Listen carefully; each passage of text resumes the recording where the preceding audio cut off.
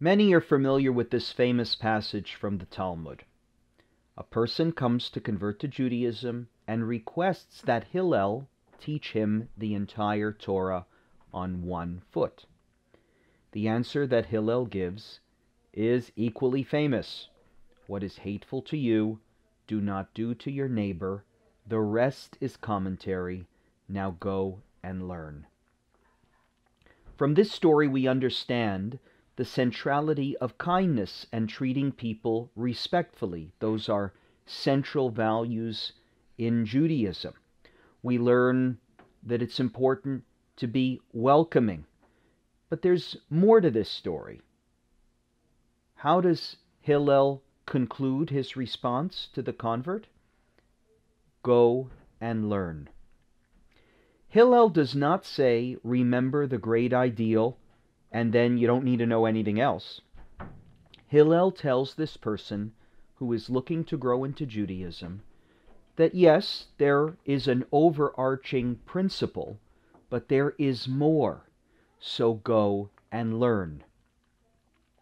Rashi explains that in order to know what is hateful to you, you have to learn. In other words, you can't even get to the first part of Hillel's statement without first discovering the second part. You can't achieve the principle without the learning. There is a related point made by Nachmanides, the Ramban, in his commentary to the Torah portion of Vayak-hel, which is read in Shul this coming weekend. Vayak-hel begins by reminding us not to work on Shabbat, and the third verse in the Parsha specifies a particular kind of activity that is forbidden. Lo teva'aru eish bechol moshvotechem beyom haShabbat. Do not kindle fire on Shabbat. Now there are many prohibited activities on Shabbat. It's a whole list. Why does the Torah here single out lighting a fire? So here is Ramban's explanation. That the reason that prohibition is singled out here is because fire, activities related to fire, were not prohibited until this time. When the Ten Commandments were given at Sinai, nobody knew that there was a prohibition against kindling fire.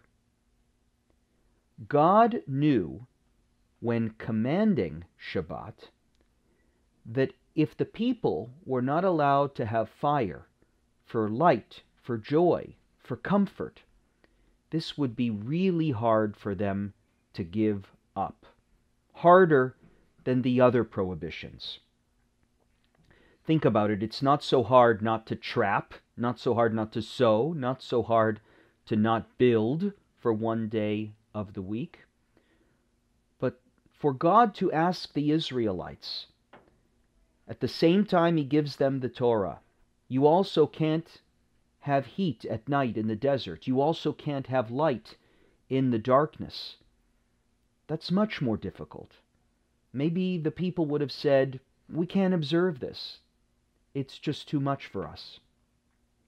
And so God held off a little while before introducing this extra prohibition. God let the Jews get comfortable with the other laws before springing this one on them. God understood that observance is a process, and that changing your routine takes time, and that some things are harder to give up than others. And this, I think, is at the root of what Hillel was trying to say to the convert. Our ancestors in the desert, they were like converts to Judaism. And so, just like converts, they had to undergo a journey in order to reach their end goal, with the recognition that it takes time to get to where you're going in life, and that not everything can be done at once. And God's response to our ancestors in waiting before giving them the law against kindling fire is the same response that Hillel gave to the convert. Start with the basics, and slowly and surely keep learning, keep growing, keep improving. What is true for those new to Judaism is just as true for many of us who are trying to grow in our Judaism. Growth can be gradual, but it must be continual. So it is not important what you know now, and it is not important what you don't know now. It's not important what you do now or what you don't do now.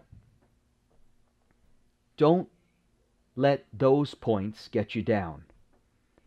Judaism thinks it's much more important to ask, what might you learn tomorrow?